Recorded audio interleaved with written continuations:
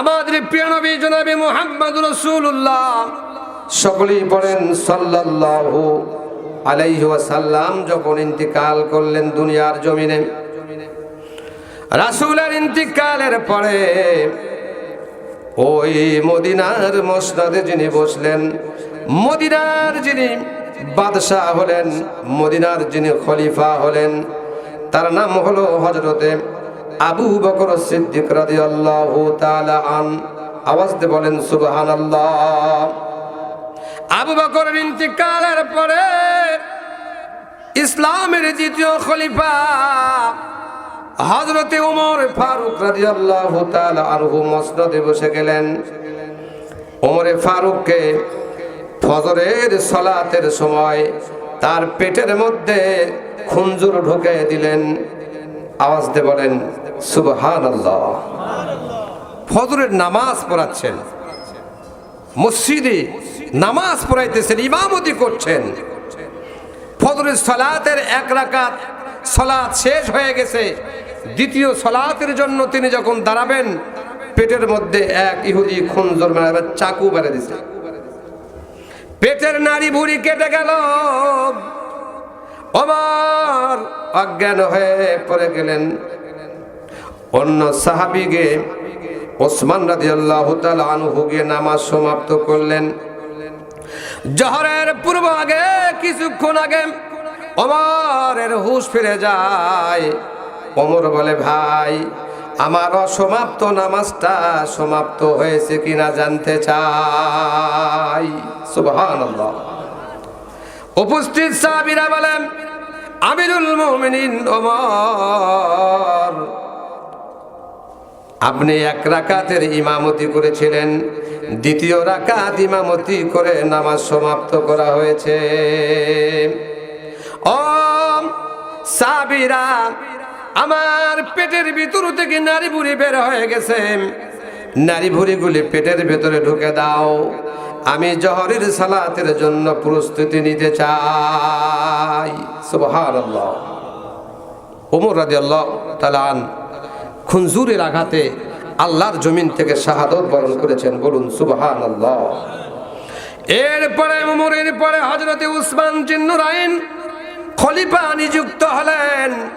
খলিফা নিযুক্ত হওয়ার পরে কোরআন শরীফ পড়তেছিলেন, এমন সময় তাকে শাহাদত করে দেওয়া হয়েছে, শহীদ করে দেওয়া হয়েছে।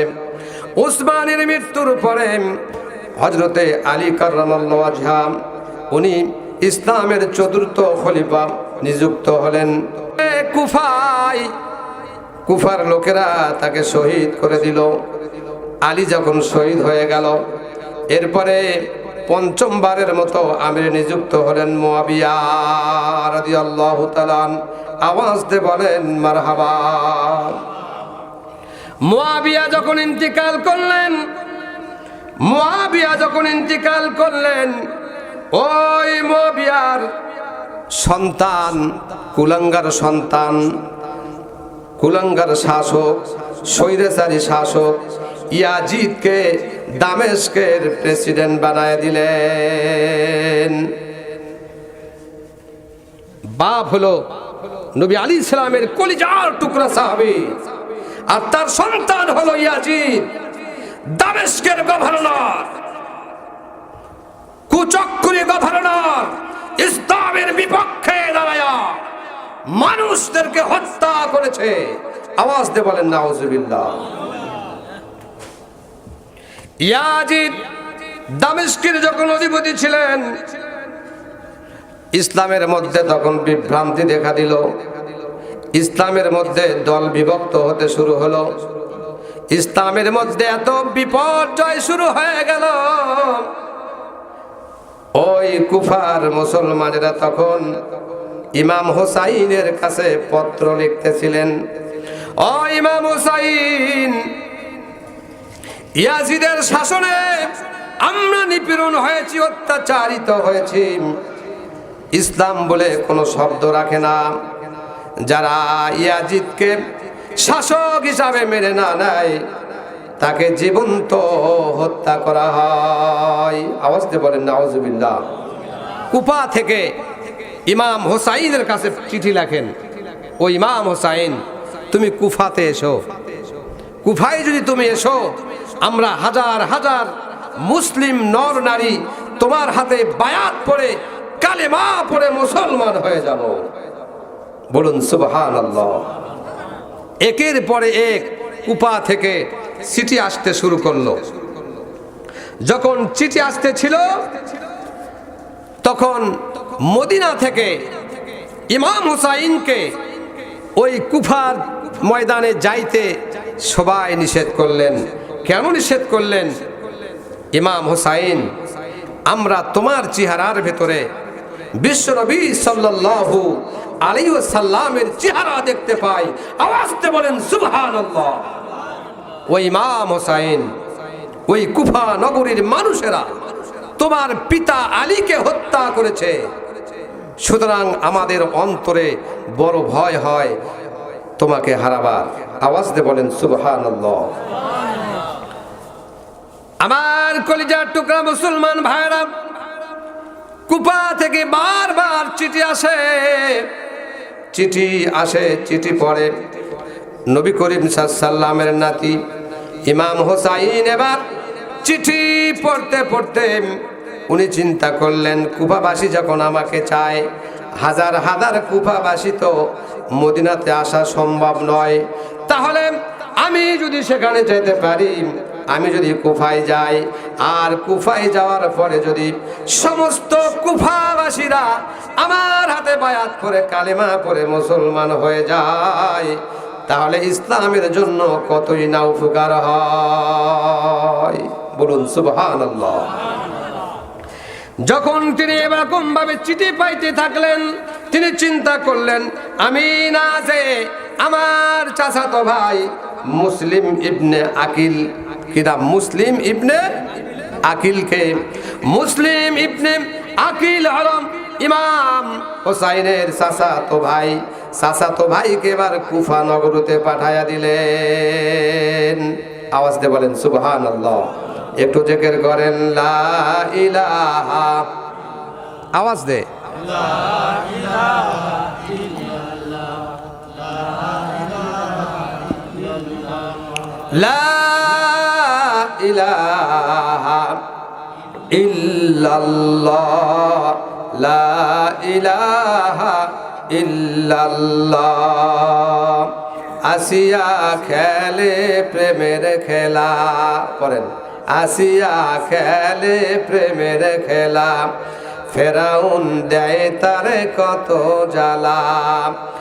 আকাশ হতে আল্লাহ বলে, বলেন আকাশ হতে আল্লাহ বলে, খুলে দে বেহেশতের তালা, লা ইলাহা লা ইলাহা লা ইলাহা ইল্লাল্লাহ মুহাম্মাদুর রাসূলুল্লাহ। আওয়াজে পড়েন সাল্লাল্লাহু আলাইহি ওয়াসাল্লাম। কুফাবাসী যখন এত বেশি আগ্রহ দেখাইলো যে ইমাম হোসাইন আপনি আমাদের দেশে আসুন, আপনার হাতে কালেমা পড়ে বায়াত গ্রহণ করে আমরা হাজার হাজার মানুষ কালেমা পড়ে মুসলমান হয়ে যাব। বারবার যখন চিঠি আসতে লাগলো, ইমাম হুসাইন পরীক্ষা করার জন্য তার চাচাতো ভাই মুসলিম ইবনে আকিলকে আগে কুফাতে পাঠায় দিলেন। ভাইকে বললেন, ভাই তুমি যখন কুফাতে যাবে, কুফা নগরীর পরিস্থিতি বুঝে, কুফা নগরীর লোকদের ভালোবাসা বুঝে আমার কাছে তুমি চিঠি লিখবে, আমি ইমাম হোসাইন সেখানে যাব কি না। মুসলিম ইবনে আকিল এবার ওই কুফাতে চলে গেলেন। কুফাতে যাওয়ার পরে ওখানকার লোকের ভালোবাসা জনপ্রিয়তা দেখে নবীর নাতনি ইমাম হুসাইনকে তারা স্বাগত জানাবে, তারা হাতে বায়াত পড়বে, এত খুশি হয়ে তারা মনে আনন্দ নিয়ে আছে। মুসলিম ইবনে আকিলকে বলেন, ও মুসলিম ইবনে আকিল, ইমাম হুসাইনকে তুমি চিঠি লেখো, ইমাম হোসাইন যেন কুফাতে এসে আমাদেরকে বায়াত করে মুসলমান বানায়া দেন। এবার হাদিসের মধ্যে এসছে ইমাম হোসাইন 72 জন সঙ্গী। কতজন? 72 জন সঙ্গী। তার ভিতরে 40 জন হলো পুরুষ আর 32 জন হলো শিশু এবং মহিলা। সৈন্য সংখ্যা কত? 72। পুরুষের সংখ্যা কত? 40। এই 72 জন সঙ্গী সাথী নিয়ে ইমাম হোসাইন কিছু খেজুর, কিছু শুকনা খাবার নিয়ে উনি কুফার দিকে রওনা হলেন। একটু আওয়াজ দিয়ে বলেন সুবহানাল্লাহ, আর একটু আওয়াজ দিয়ে বলেন সুবহানাল্লাহ। আমার কলিজার টুকরা ভাইরাম, এই 72 জন সঙ্গী সাথীকে নিয়ে কুফার দিকে রওনা হলেন ইমাম হোসাইন। ইমাম হোসাইন এবার কুফার দিকে যখন রওনা হলেন, এদিকে ইয়াজিদ দামেস্ক থেকে সংবাদ পেলেন, যে দামেস্কে থেকে সংবাদ পেলেন ইয়াজিদ,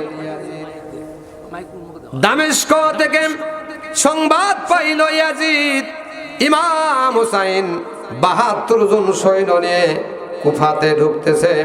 আমার ইয়াজিদি শাসকের মাথায় লাঠি দিয়ে আমার ক্ষমতাকে মাটির নিচে নিষ্পেষিত করে দিয়ে ওই মুহাম্মাদের শাসক তিনি কুফাতে নিযুক্ত করে দিবেন। আওয়াজ দিয়ে বলেন সুবহানাল্লাহ।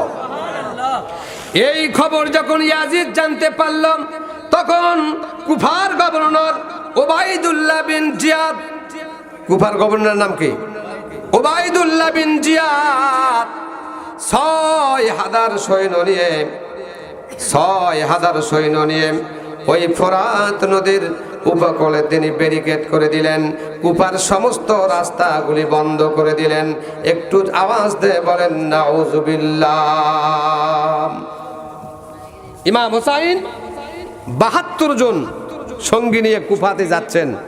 কুফার প্রায় নিকটবর্তী যখন তিনি গেলেন, তখন ওই কুফার গভর্নর ওবাইদুল্লাহ বিন জিয়াদ 6000 সৈন্য মোতায়েন করলেন কুফার একটু আগে রাস্তা ব্যারিকেড করে দিলেন। এদিকে ইমাম হোসাইন ফোরাত নদীর কাছে উপকূলে যখন তিনি গেলেন, দেখলেন তার কুফার সমস্ত রাস্তা বন্ধ হয়ে গেছে। ওবাইদুল্লাহ বিন ইয়াজিদ ইমাম হোসাইনকে বলে, ও ইমাম হোসাইন, তোমাকে কুফা নগরীতে ঢুকতে দেওয়া হবে, কুফা নগরীতে তুমি প্রবেশ করতে পারবে, শর্ত হলো তুমি যদি ওই ইয়াজিদকে শাসক হিসাবে মেনে নাও। আওয়াজ দিয়ে বলেন নাউজুবিল্লাহি মিন জালিক। ইমাম হোসাইন বলেন, দামেস্কের বাদশা ইয়াজিদ আমার নানার ইসলাম ধর্মকে কলঙ্কিত করেছে, আমার নানার ইসলামকে কলঙ্কিত করেছে। ওই ইয়াজিদকে কখনো শাসক মেনে নিতে পারি না, বরং আমার দেহে যতক্ষণ পর্যন্ত জীবন থাকবে, রক্ত থাকবে, আমি ইয়াজিদের বিপক্ষে জিহাদ করে আমার নানার সাহাবীর মতো ইসলামের পক্ষে জীবন দিয়ে আমি ইসলামকে ওই কুফা নগরীতে দামেস্কে আল্লাহর কোরআনের রাজ কায়েম করে দিব। লিল্লাহি তাকবীর, আল কোরআনের আলো, আল কোরআনের আলো। এবার ইমাম হোসাইন বললেন, ইয়াজিদ আমার নানার ইসলামকে কলঙ্কিত করেছে, কত নানার সাহাবীরা ইসলামের জন্য জীবন দিল, কত মা সন্তান হারা হলো, কত বাবা স্ত্রী হারা হলো, মা হারা হলো, বাবা হারা হলো। আমি ইমাম হোসাইন একা হতে পারি, 72 জন সৈন্য হতে পারে, আমি তাদের বিপক্ষে লড়ে এই ৬,০০০ সৈন্যকে পরাজিত করে দামেস্কে এবং কুফাতে আমার নানার ইসলামকে আমি জিন্দা করে দেব। আল্লাহু আকবার। তার অহংকার দেখে উবাইদুল্লাহ বিন জিয়াদ বলে, ইমাম হোসাইন, তুমি কার নাতি হও, কার বাবা হও, কার সন্তান হও, কোনো পরিচয়ের প্রয়োজন হবে না, তোমাকে দামেস্কে এবং কুফাতে প্রবেশ করতে দেওয়া হবে না। পরিষ্কার কথা বলে দিলেন। ৮ই জিলহজ ইমাম হুসাইন ৭২ জন সৈন্য নিয়ে কুফার উদ্দেশ্যে রওনা হয়েছেন। ওখানে প্রায় ১ মাসের মতো অবস্থান করলো, কিন্তু কোনো পরিবর্তন তাদের হলো না। তিনি বললেন, ইমাম হুসাইন বললেন, ও উবাইদুল্লাহ বিন জিয়াদ, আমি আপনাকে কয়েকটি শর্তের কথা বলি।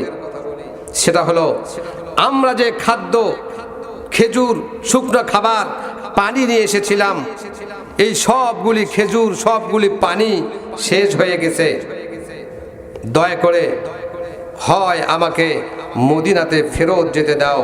আমি আমার নানার কবর জিয়ারত করেছি প্রতিদিন, আমি কুরআনুল কারীম পড়েছি, বিশ্ব নবীর রওজায় জিয়ারত করেছি। ও উবাইদুল্লাহ বিন জিয়াদ, আমাকে মক্কায় মদিনাতে ফেরত যাওয়ার জন্য পারমিশন দিয়ে দাও। উবাইদুল্লাহ বিন জিয়াদ বললেন, তুমি যে পথে এসেছো মদিনার মাটিতে কোনোদিন জীবন নিয়ে ফিরে যেতে পারবে না। আওয়াজ দিয়ে বলেন নাউজুবিল্লাহ।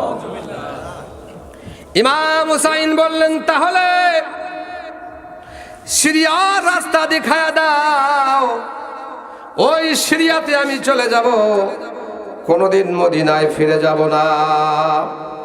আমার জীবন নিয়ে আমার ৭২ জন সঙ্গী সাথে নিয়ে ওই সিরিয়ার পথে চলে যাব, আর কোনোদিন তোমাদের কুফাতে দামেস্কে আসব না। উবাইদুল্লাহ বিন জিয়াদ বলল, ওই রাস্তাও তোমাকে খুলে দেওয়া হবে না। একটু আওয়াজ দিয়ে বলা যাবে কি নাউজুবিল্লাহি মিন জালিক। তৃতীয় নাম্বার শর্ত দিলেন, তাহলে তোমরা আমাকে ইয়াজিদের কাছে নিয়ে যাও, আমি সরাসরি ইয়াজিদের কাছে কিছু কথা বলতে চাই।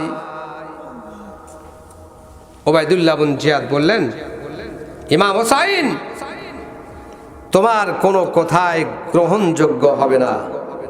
তুমি এখানে এসেছো এই কারবালার প্রান্তরে, তোমাকে হত্যা করা হবে, এই কারবালার প্রান্তে তোমার রক্ত ছিটানো হবে, এই কারবালার প্রান্ত তোমাকে মাটির সঙ্গে তোমার রক্ত বস্ত্র মিশে দেওয়া হবে।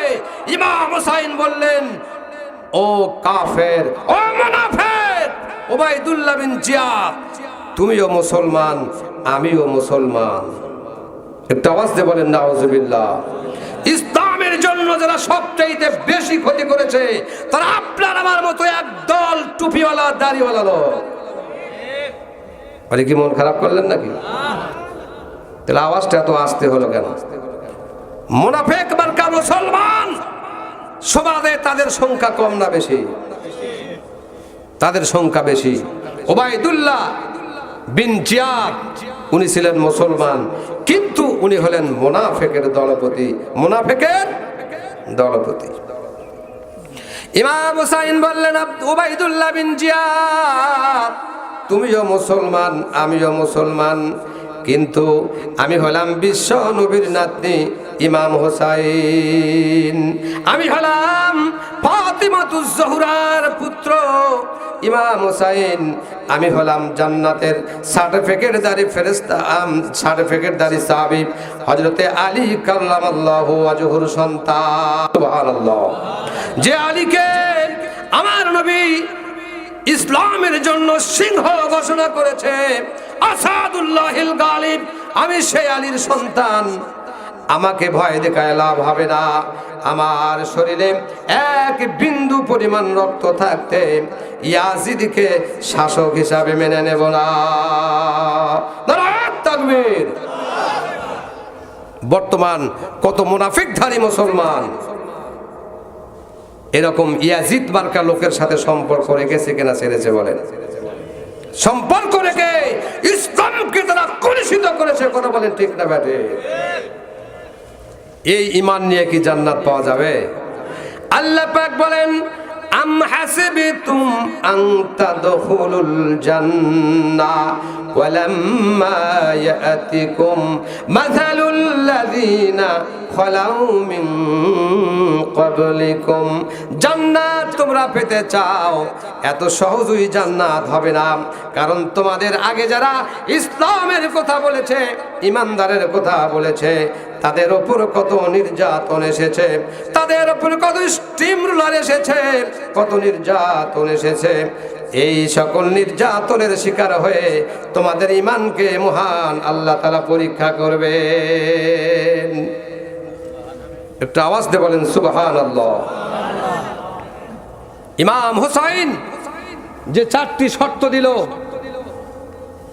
ওবাইদুল্লাহ বিন জিয়াদের কাছে, উনি এক কথায় নাকচ করে দিলেন, তোমার সাথে কোনো ধরনের কম্প্রোমাইজ হবে না, তোমাকে কোথাও যেতে দিতে হবে না, এই কারবালার প্রান্তে তোমাকে শহীদ করে দেওয়া হবে।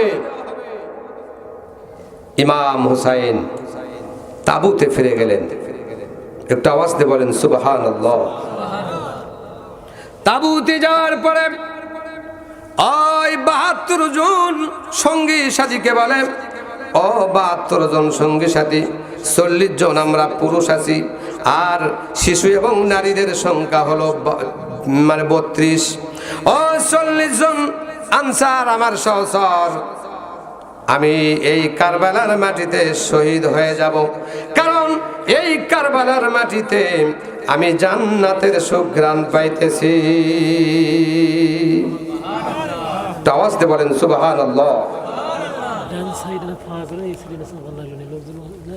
আমার ভাইরা, ইমাম হুসাইন ওই 40 জন ব্যক্তিকে বললাম, আমার ভাইরা, আমরা কুফাতে তো যেতে পারলাম না, কিন্তু কথা হলো আমাকে কারবালার প্রান্তরে শহীদ হতে হবে। আমি তোমাদের কাছে করজোড়ে নিবেদন করছি, তোমরা সবাই দেশে চলে যাও, আমি কারবালার মাটিতে শহীদ হয়ে যাব, কারণ এই কারবালার জমিনে আমার নাকের ভেতরে জান্নাতের সুঘ্রাণ আসতেছে। একটু জিকির করেন। আর পশ্চিম ধারের লোকেরা পূর্ব দিকে একটু ফাঁকায় আসে, একটু বাতাস লাগুক। লা ইলাহা, জায়গা হচ্ছে না, একটু আগে আসেন। লা ইলাহা ইল্লাল্লাহ, লা ইলাহা, এদিকে চেপে আসেন, চেপে চেপে আসেন। লা ইলাহা, লা ইলাহা ইল্লাল্লাহু, বলো রে মুমিনগণ, পড়েন লা ইলাহা। আগে আসেন, ফাঁকা জায়গা পূরণ করেন। ইল্লাল্লাহু, বলো রে আমার মন, কালেমা লা ইলাহা, বলো রে আমার মন। এই কালেমার, পড়েন, এই কালেমার জন্য নবীজি সইলেন কত জালাতন, কালেমা লা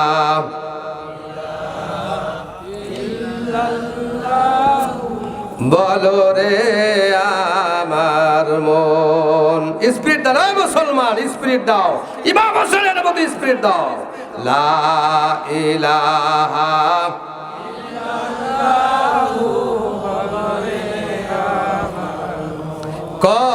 কবরেতে বুঝিতে পারিবে মন, কবরেতে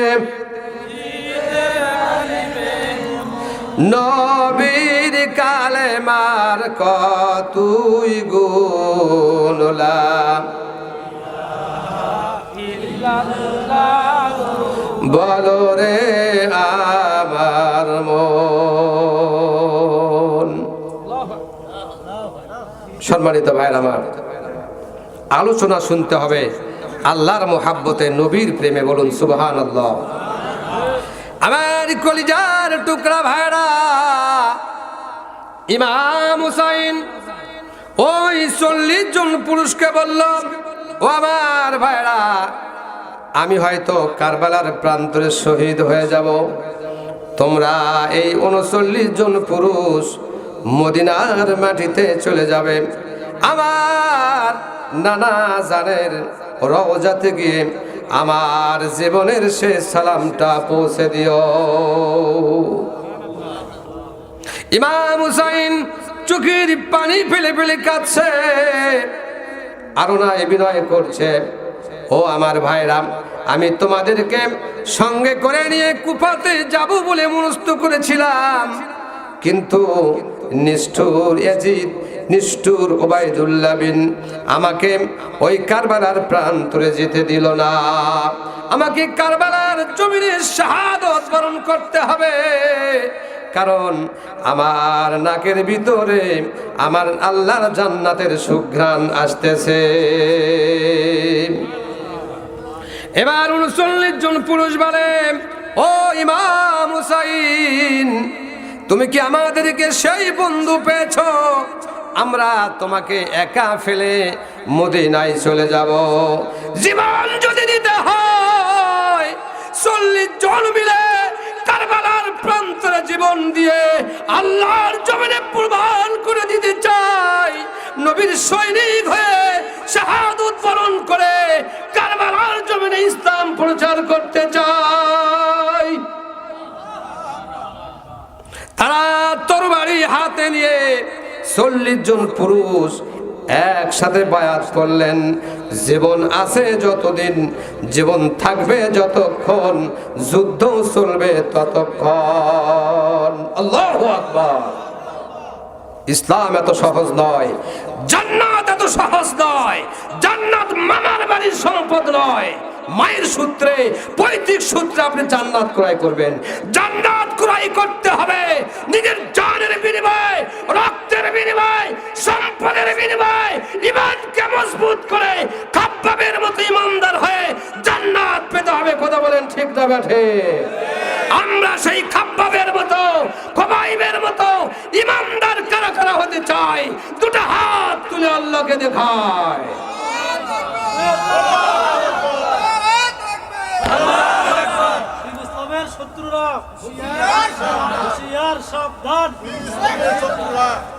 আল্লাহু আকবার বলেন। আলোচনা কি চলবে না বন্ধ করব? চলবে। তবে আলোচনা শেষ না পর্যন্ত বক্তাটা জানা যাবে না। কি বলেন? অসমাপ্ত আলোচনা ইউটিউবে গেলে বলে হুজুর কয় নম্বর বক্তা আসলে হুজুরে? কি কথা ঠিক বললাম না সঠিক বললাম? একটু আগে আসেন, দেখেন লোক আল্লাহ পাক তাদের যাদের কবুল করে মঞ্চ ভরে গেছে। আল্লাহু আকবার বলেন। একটু আগে আগে আসেন, চেপে চেপে আসেন। আজকে শাহজাহানপুরের জমিনে ইসলামের পক্ষে কথা বলে ঈমানকে মজবুত করতে চাই। কথা বলে ঠিক না বেঠে? আমার শাহজাহানপুর ভাইরাম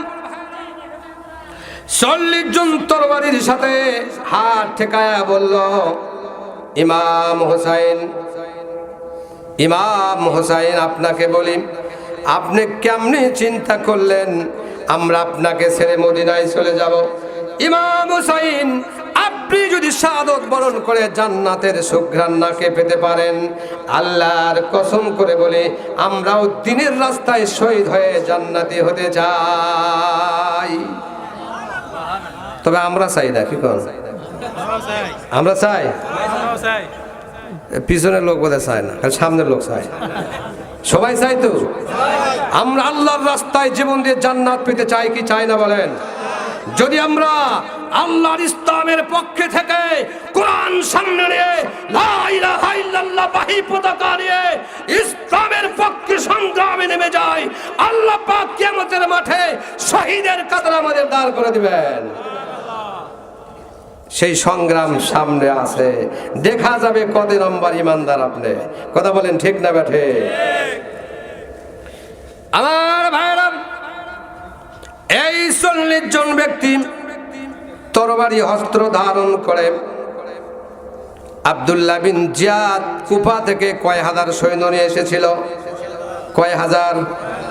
জোরে বলেন কয় হাজার? আর ইমাম হুসাইনের পক্ষে সৈন্য কয়জন? 72 জনের মধ্যে 40 জন পুরুষ আর শিশু সন্তান সহ মহিলা 32 জন, তারা তাঁবুর ভেতরে আছে। বলুন সুবহানাল্লাহ। এই 40 জন ইমাম হুসাইন সহ আল্লাহ পাকের নবীর একটা পাগড়ি, যে পাগড়িটা বিশ্ব নবী ফাতেমাকে দান করেছিলেন কাপড়ের অভাবে, ওই কাপড়টা মা ফাতেমাতুজ জোহরা ইমাম হোসাইনকে উপহার দিয়েছে। বলুন সুবহানাল্লাহ। মা ফাতেমা বলেছিল, বিশ্ব নবীর চাদরটা যদি তোমার কোমরে বাঁধা থাকে, তোমার কোমরে যদি এই চাদরটা পেছানো বাঁধা থাকে, আল্লাহর কসম করে বলি কোন সৈন্য তোমাকে শহীদ করতে পারবে না। একটু আওয়াজ দিয়ে বলেন সুবহানাল্লাহ। আর একটু আওয়াজ দিয়ে বলেন সুবহানাল্লাহ। আমার কলিজার টুকরা ভাইরাম, এবার ইমাম হুসাইন নবীর সেই সবুজ পাগড়িটা কোমরের সাথে বেঁধে নিলেন। হযরতে আলী রাদিয়াল্লাহু তাআলা যে তরবারি দিয়ে যুদ্ধ করেছিলেন, এই তরবারিটা হস্ত ধারণ করে আরো 40 জন পুরুষ তারা তরবারি হস্ত ধারণ করে কারবালার প্রান্তরের দিকে ঝাঁপিয়ে পড়লেন। একটু আওয়াজ দিয়ে বলা যাবে কি মারহাবা? আরেকটু জোরে বলেন মারহাবা। কোথায় 40 জন আর কোথায় 6000? এই 6000 সৈন্য যদি হেঁটে হেঁটে যায়, এই 40 জনকে মশার মতো পায়ের নিচে ফেলে দিবে। কথা বলেন ঠিক না বেঠি? কিন্তু যুদ্ধ যখন শুরু হয়ে গেল, ইমাম হুসাইন সকাল 8টার দিকে যুদ্ধ ঘোষণা হয়ে গেল। ইমাম হুসাইন সহ 40 জন যখন তরবারি নিয়ে 6000 সৈন্যর দিকে ঝাঁপিয়ে পড়লেন, ওই 6000 সৈন্যরা তারা যুদ্ধ করতে করতে ওই 39 জন বা 40 জন মুজাহিদকে তারা শহীদ করে দিয়ে জান্নাতে পাঠাইয়া দিলেন। বলুন সুবহানাল্লাহ। জোহরের নামাজ পড়লেন, যুদ্ধ থেমে গেল। জোহরের সালাত পড়ে ইমাম হুসাইন তাঁবুতে চলে গেলেন। কোথায় গেলেন? তাঁবুর ভিতরে ইমাম হুসাইনের স্ত্রী আছে, সন্তান, ছোট সন্তান আলী আসগর সেখানে আছেন। ওই ছোট সন্তান এবং তার স্ত্রীর কাছে গিয়ে বললেন, ও প্রাণীর স্ত্রী, আমার সাথে যে সকল পুরুষ এসেছিল এই কারবালার প্রান্তরে যুদ্ধ করে করে তারা শহীদ হয়ে গেল, বাকি আছি আমি একা।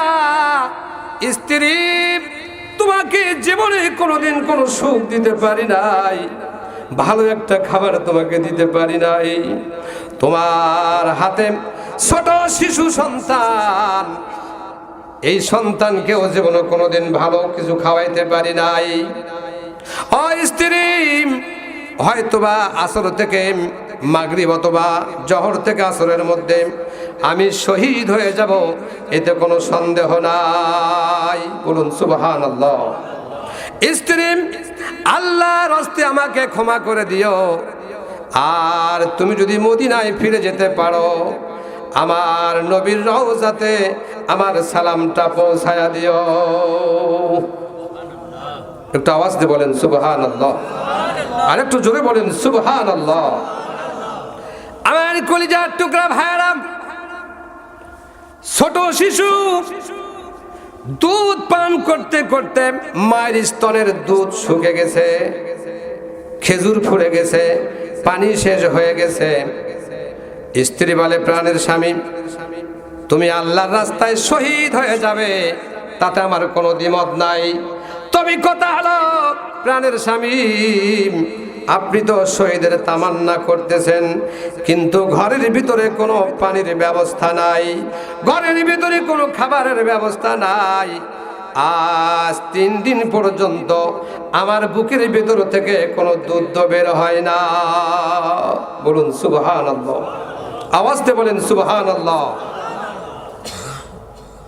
ইমাম হুসাইনের স্ত্রী চোখের পানি ছেড়ে দিয়ে বলে, স্বামী কিছু চাই না, আমার এই ছোট সন্তানের জন্য আপনি একটু পানির ব্যবস্থা করে দেন। কারণ হলো আমার বুকের দুধ যখন শুকায়া গেছে, আমার মুখের ভেতর থেকে জিহ্বাটা আপনার সন্তানের মুখে দিয়ে 3 দিন পর্যন্ত কান্না বন্ধ করে রেখেছি। আমার ছোট শিশু বুকের স্তরের দুধ শেষ হয়ে গেছে, আমার জিহ্বাটা সন্তানের মুখের ভিতর দিয়ে, সন্তান আমার জিহ্বা চাটতে চাটতে চাটতে চাটতে আমার সন্তান আমার শরীরের ভিতর থেকে কোনো পানি আসে না। আমার সন্তান পানির জন্য অকাতর হয়ে গেছে, মৃত্যু শয্যায় পতিত হয়ে গেছে। গো স্বামী, আমার সন্তানের জন্য একটু পানির ব্যবস্থা করে দেন। বলুন সুবহানাল্লাহ। ইমাম হুসাইন বলে, ও স্ত্রী, আমার সাথে কুফাবাসীদের শত্রু থাকতে পারে, কিন্তু আমার এই ছোট শিশুটার জন্য কারো তো শত্রুতা নাই। আমার হাতে দাও, হাতে দাও, আমি কারবালার প্রান্তরে ওই নদী থেকে একটু পানি পান করায় নিয়ে আসি। বলুন সুবহানাল্লাহ, আওয়াজ দিয়ে বলেন সুবহানাল্লাহ। আলোচনা কি শেষ করবো? আমার কলিজার টুকরা ভাইরা, ইমাম হুসাইন তার শিশু সন্তানকে কোলে করে নিয়ে নদীতে যাবেন।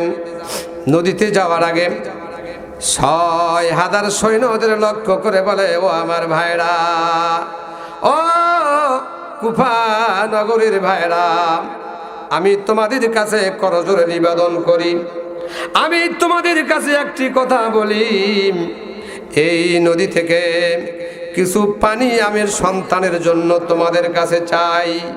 তোমরা একটু হুকুম যদি দাও, তাহলে আমার এই সন্তানকে একটু প্রাণ ভরে পানি খাওয়ায়া কিছু পানি আমি আমার স্ত্রীর তাঁবুতে পৌঁছায়া দেই।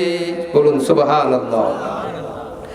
যখন কোনোভাবেই কোনো কাজ হইতেছিল না, ইমাম হুসাইন তার ওই ছোট শিশুটাকে মাথার উপর হাত দিয়ে চিৎকার করে বলেন, ও কুফাবাসী, এই দেখো আমার ছোট সন্তান শিশু না খেয়ে খেয়ে পানির পিপাসায় কাতর হয়ে মারা যায়। একটু দয়া করো, আমার সাথে তোমাদের শত্রুতা থাকতে পারে, কিন্তু এই কোলের শিশুর সঙ্গে তোমাদের কোনো শত্রুতা নাই। এই কথা যখন ইমাম হুসাইন বলতেছিল, 6000 সৈন্যদের মধ্য থেকে একটা তীর এমন ভাবে ছেড়েছে, ইমাম হোসেনের ছোট সন্তানের বুকটা ভেদ করে এদিকে ঢুকে এদিক দিয়ে তীরটা বের হয়ে গেছে। ফিলিংকি মেরে রক্ত বের হয়ে ইমাম হোসাইনের গায়ে যখন রক্ত প্রবাহিত হচ্ছিল, ইমাম হোসাইন বলে, আল্লাহ কি অপরাধ, কি অপরাধ আমাদের ইসলামের পক্ষে কথা বলি বলে, ইসলামের দলপতি হয়েছে বলে আজকে ফোরাত নদীর তীরে কারবালার প্রান্তরে আমার ছোট শিশুর জীবনটা দিতে হলো।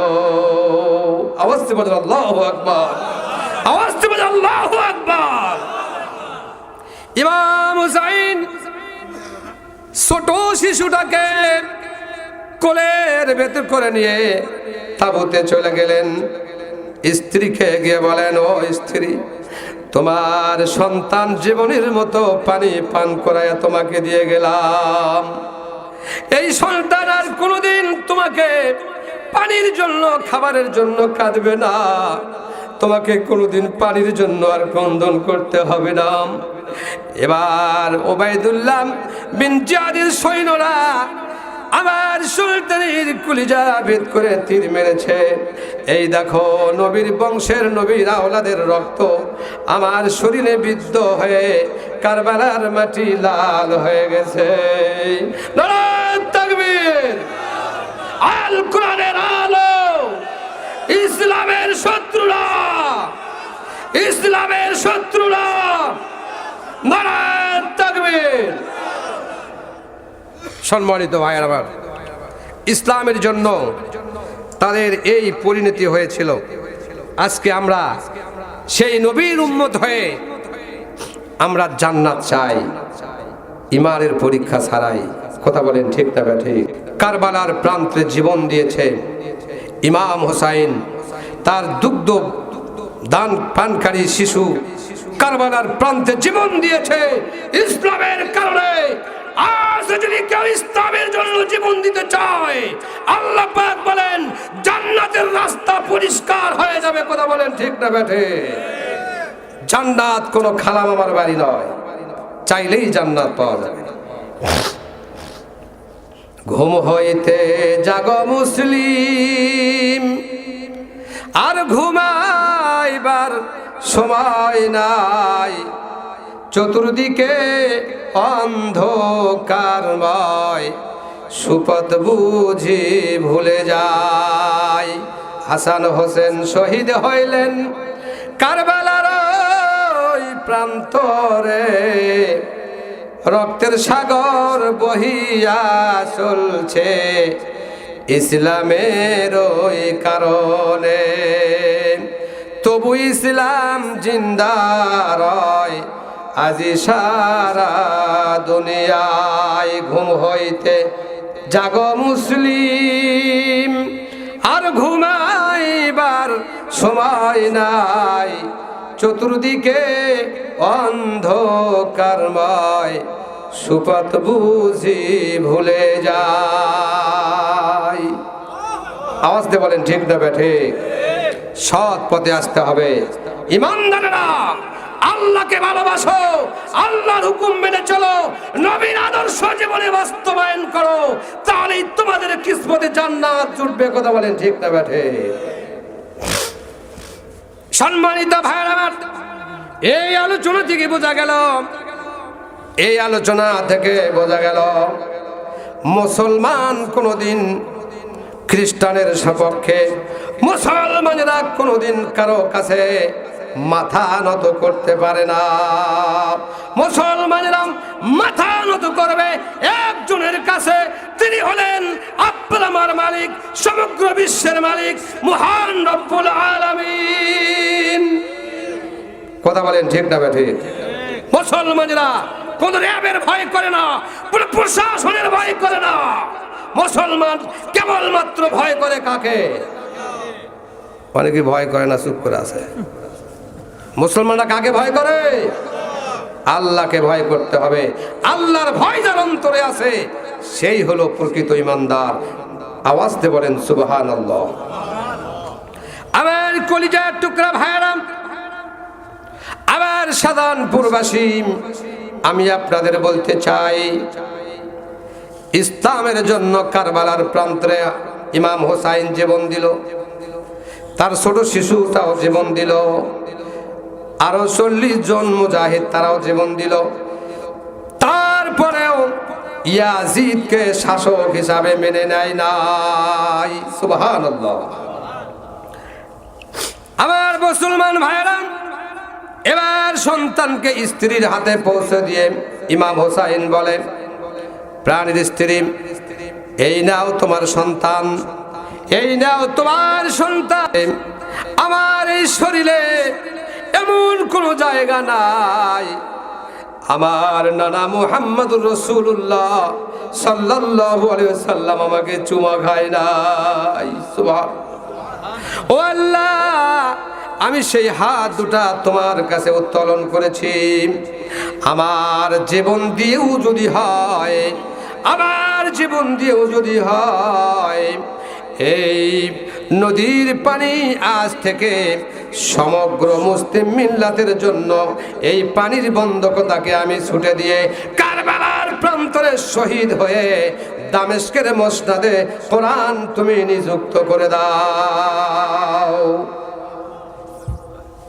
দোয়া করলেন কার কাছে? আওয়াজ দিয়ে বলেন কার কাছে? আল্লাহর কাছে দোয়া করলেন। স্ত্রীকে বললেন, স্ত্রী আমি আমার সেই নানার দেওয়া তরবারি, নানার দেওয়া সেই রুমাল আমার কোমরে বেটন দিয়া আমার বাবার তরবারি আমি হস্ত ধারণ করে ওই ৬,০০০ সৈন্যের মধ্যে ঝাঁপিয়ে পড়ব। ও স্ত্রী আমাকে ক্ষমা করে দাও, আমার জন্য দোয়া করো। কাল কিয়ামতের মহা মুসিবতের সময় আল্লাহ রাব্বুল আলামিন জান্নাতের মধ্যে আমাদের পরিচয় করে দিবেন। প্রাণের স্ত্রী তুমি শুনে নাও, তুমি দুঃখ করো না, সন্তানের জন্য কেঁদো না, সন্তানের জন্য দুঃখ করে চোখের পানি ফেলে দিও না। আজকে যে পানির জন্য আমার সন্তানের বুক বিদ্ধ করে আমার সন্তানের বুকের ভেতর দিয়ে যে তীর বের হয়ে গেল, রক্ত ফুলুঙ্গি দিয়ে বের হয়ে গেল, কাল কিয়ামতের মহা মুসিবতের সময় আমার নানা রাহমাতুল লিল আলামিন হাউজে কাউসারের পানি নিয়ে সন্তানের জন্য অবস্থান করবে।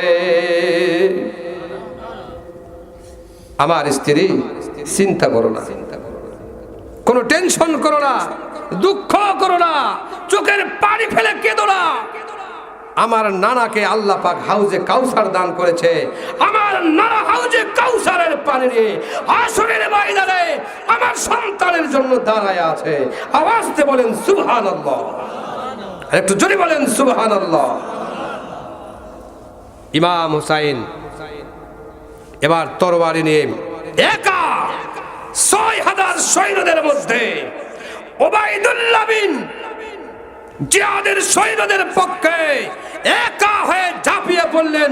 লিল্লাহে তাকবীর। আল্লাহ বলেন নাসরুম মিনাল্লাহি ওয়া ফাতহুন করিব, তোমরা সাহায্য চাও আমি আল্লাহর কাছে, বিজয় আমি তোমাদের দেব, সাহায্য তোমাদের নিকটে রয়েছে, বলুন আল্লাহু আকবার। ইমাম হুসাইন জিহাদের ময়দানে ঝাঁপিয়ে পড়লেন, নিজে একা হয়ে ৬,০০০ সৈন্যকে কসু কাটা করে দিয়ে মানুষ ভিতর দিক দিক পালিয়ে গিয়ে ফরাত নদীকে চিরদিনের জন্য মুক্ত করে দিয়ে কুফাবাসীদের কাছে কোরআনের রাস ফিরে দিয়েছে। আল্লাহু আকবার। আমরাও বাংলার মসনদে কোরআন কারা কারা পাঠাতে চাই? দুটো হাত তুলে ইমাম হুসাইনের মতো চিৎকার দিয়ে বলি নারায়ে তাকবীর। আমরা কোরআনকে পার্লামেন্টে পাঠাতে চাই কি চাই না বলেন? নেতা যেই হোক, নেতা যেই হোক, আমার কোনো দুঃখ নাই। আমরা চাবো ১৭ কোটি মুসলমানের দেশে কোরআনের রাজ কায়েম হবে, সংসদ থেকে নামাজ পাস হবে, যৌতুকের প্রথা বাতিল হবে, সুদ মুক্ত হবে, যাকাত প্রতিষ্ঠিত হবে। কারা কারা পক্ষে আছি দুটো হাত তুলে আল্লাহকে দেখায়। আল্লাহু আকবার। আমরা সবাই রাসূল ছানা ভয় করি না বুলেট বোমা, আমরা সবাই রাসূল ছানা ভয় করি না বুলেট বোমা। নারায়ে তাকবীর, আল্লাহু আকবার। আমরা সবাই রাসূল ছানা ভয় করি না। সম্মানিত ভাইয়ের আমার, অনেকে ভয় পাচ্ছে মনে হয়, ঘুমাচ্ছেন নাকি? ভয় পাইতেছেন? যতই ভয় পান, মৃত্যু কি আপনাকে ছেড়ে যাবে? যদি সুদূর আকাশ পানে লুকান, যেখানেই যাও মৃত্যু তোমাকে ধরেই ফেলবে। কথা বলে ঠিক না বেঠিক? কয়টা বাজে? পাইতে 10টার মধ্যে, 10টার ভিতরে নিয়ে আসেন। একটু জিকির করেন লা ইলাহা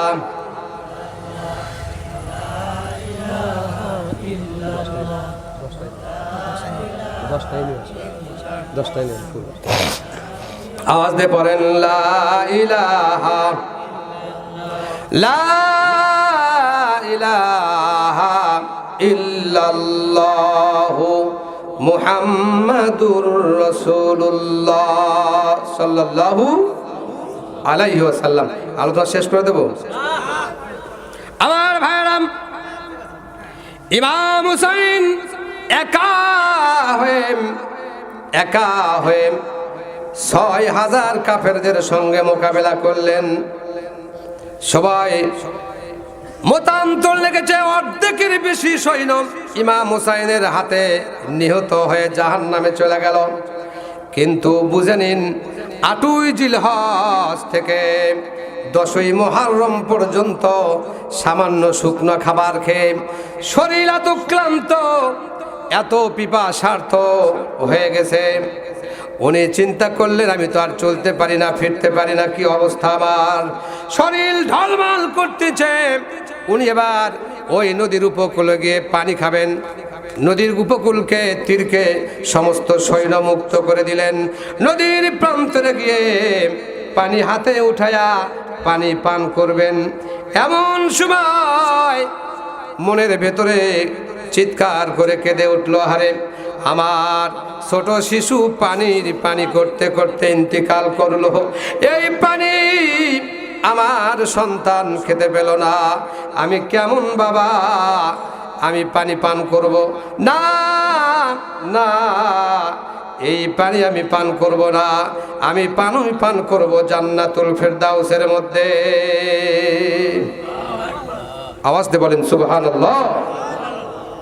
আমার ভাইরা, ইমাম হুসাইন ওই সময় তিনি বলেছিলেন, এটা তো আমার দুঃখই নয়, এর চাইতে কঠিন দুঃখ আমরা আমাদের জীবনে করেছি। বলবো বলবো ইমাম হুসাইন উনি মনে মনে ভাবলেন, আমরা জীবনে এত কষ্ট করেছি, আল্লাহ পাকের নবী তার কলিজার টুকরা নয়নের মণি হলেন ইমাম হাসান হোসাইন এবং তার মা ফাতেমাতুজ জোহরা। আওয়াজ দিয়ে বলেন আল্লাহু আকবার। মা ফাতেমা প্রতিদিন নবীর সঙ্গে দেখা করে আসতেন। হঠাৎ করে দেখা গেল একদিন, 2 দিন, 3 দিন, 5 দিন, 7 দিন পর্যন্ত মা ফাতেমা নবীর সাথে সাক্ষাৎ করে না। নবী আবার চিন্তিত হয়ে গেলেন, নবী আমার ফাতেমাকে না দেখলে ঠিক থাকতে পারতেন না। নবী বলেন, যে আমার ফাতেমাকে কষ্ট দেয় সে যেন আমি দিনের নবী মুহাম্মদকে কষ্ট দেয়। বলুন সুবহানাল্লাহ। মা ফাতেমা 7 দিন পর্যন্ত নবীর সাথে সাক্ষাৎ করে না। নবী আমার পাগল হয়ে গেলেন, মা কি অসুস্থ হয়ে গেল না কি হলো, খবরটা নেই। এবার বিশ্ব নবী ফজরের সালাত পড়ে, ওই যে বললাম ইমাম হোসাইন যে রুমালটা তার কোমরের মধ্যে বেঁধে রেখেছেন, আপনাদের মনে আছে নাকি? মনে আছে? এই বিশ্ব নবীর ঘাড় মুবারকে ওই সবুজ রঙের ওই পাগড়িটা, ওই সবুজ রঙের গামছাটা নবীর কাঁধে থাকতো। একটু জোরে বলা যাবে কি সুবহানাল্লাহ। বিশ্ব নবী ফজরের সালাত পড়ে মা ফাতেমার ঘরের দরজায় গিয়ে ডাকে, ফাতেমা। ঘর থেকে কোনো আওয়াজ আসে না। আবার বলে, ফাতেমা। ঘর থেকে কোনো আওয়াজ আসে না। নবী আবার হাত দিয়ে ঘরের নোড়া দিলেন, দরজায় করাঘাত করলেন। কিছুক্ষণ পরে ফাতেমা আওয়াজ দিয়ে বলে, বাবা আমি ফাতেমা বেঁচে আছি। আওয়াজ দিয়ে বলেন সুবহানাল্লাহ। নবী বললেন, ফাতেমা তুমি আজ 7 দিন পর্যন্ত তোমার বাবাকে দেখতে যাও না কেন, কি অপরাধ আমি করেছি? মা ফাতেমা বলে, বাবা গো, ও বাবা, আমি যে ঘরের দরজাটা খুলে দেব এমন পরিস্থিতি তোমার নয়নের মণি কলিজার টুকরা ফাতেমার সে অবস্থান নাই। সুবহানাল্লাহ। মা ফাতেমা বললেন, বাবা আমার পরনে কোনো বস্ত্র নাই, আমি কেমনে আপনার জন্য দরজাটা খুলে দেব? মা ফাতেমা যখন কাঁদতেছিলেন, আমার দয়াল নবী ওই তার সবুজ রুমালটা দরজার ফাঁক দিয়ে ঢিল দিয়ে দিলেন। মা ফাতেমা ওই চাদরটা নিয়ে তার শরীরটা আবৃত করে ঢেকে ফেলে ঘরের দরজা খুলে দিলেন। মা ফাতেমার মুখটা কালো হয়ে গেছে। চোখ দিয়ে পানি পড়তেছে, ঠোঁটগুলি শুকায় গেছে। দয়াল নবী বলে, মা ফাতেমা রে, এমন অবস্থা কেন? ফাতেমা বলে, বাবা গো, আজ 7 দিন পর্যন্ত অনাহারে আছি, দুঃখ নাই, গায়ে কোনো বস্ত্র নাই গো বাবা, গায়ে কোনো কাপড় নাই, আমি কেমনি তোমার কাছে সাক্ষাৎ করব? বলুন সুবহানাল্লাহ, আওয়াজ দিয়ে বলেন সুবহানাল্লাহ। আমার ভাইরাম ও আমার মা বোনেরা, আপনাদের শোকেসের ভেতরে হাজার হাজার 3 পিস আছে না নাই? স্বামী যদি কোনো ঈদে বা কোনো চাঁদে বা কোনো মাসে যদি 3 পিস দিতে না পারে, তাহলে স্ত্রী বলে, তোমার সাথে বিয়ে হয়ে জীবনটা মোর পচে গেছে। কথা বলেন ঠিক না ঠিক? তারা বলে, ও স্বামী, আজকে যদি তোমার সাথে আমার বিয়ে না হতো, তাহলে আমাকে বিয়ে করতো ওই এলাকার ওসি। কথা বলেন ঠিক না ঠিক? ওই ওসির সাথে বিয়ে হলে আমার জীবনটা বড় সার্থক হয়ে যেত। আজকে তোমার সাথে বিয়ে হওয়ার কারণে আমি একটা 3 পিস তোমার কাছ থেকে মাসে মাসে পাই না। আবার গান কয়, আপন আপন ভাব দেখায়া কাইরা নিলে আমার মন, যারে আমি আপন ভাবি সে তো আমার নয় রে আপন। আপন আপন ভাব দেখায়া কাইরা নিছো আমার মন, যারে আমি ভালোবাসি সে তো আমার নয় রে আপন। বন্ধুরে তোর মায়ায় পড়ে ছাড়লাম আপনজন, আপনারে পর করিলাম কি হবে এখন? মন দিয়া তোর মন না পাইলাম, মন দিয়া তোর পাইলাম না মন, করলি নিষ্ঠুর আচরণ।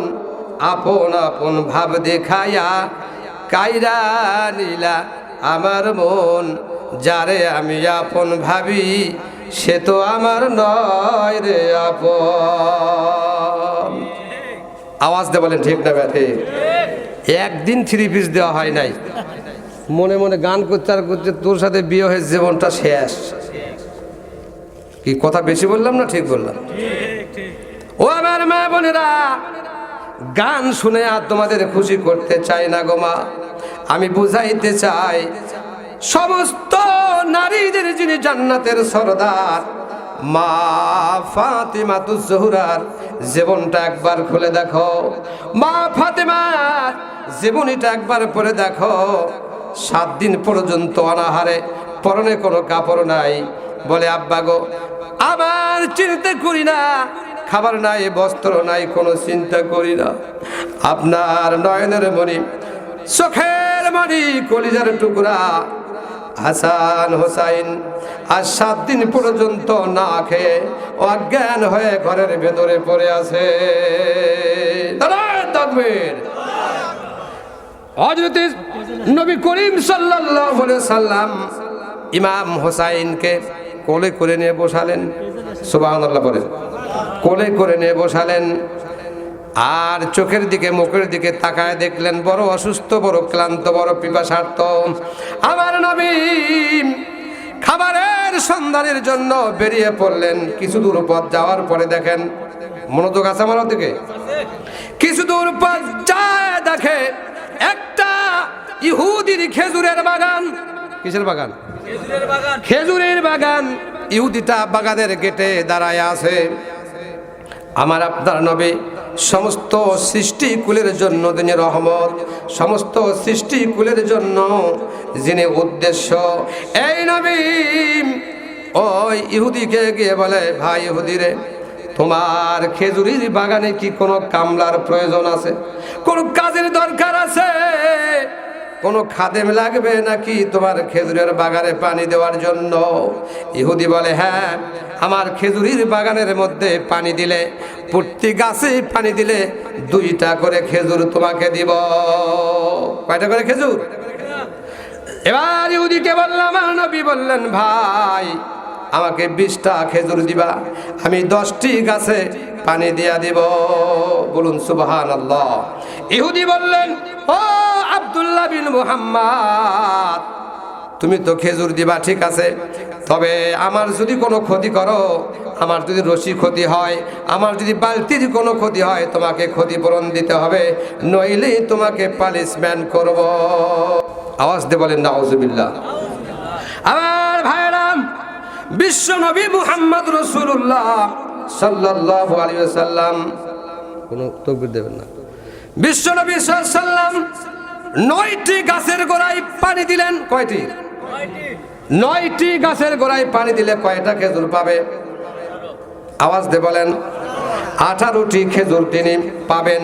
কিন্তু 10 নম্বর বালতি যখন কুয়ার ভেতরে দিলেন, কূপের ভেতরে বালতি দেওয়ার সাথে সাথে ওই কুয়ার রশিটা, ওই কুয়ার যে রশিটা ছিল, ওই দড়িটা ছিঁড়ে কূপের মধ্যে বালতিটা পড়ে গেল।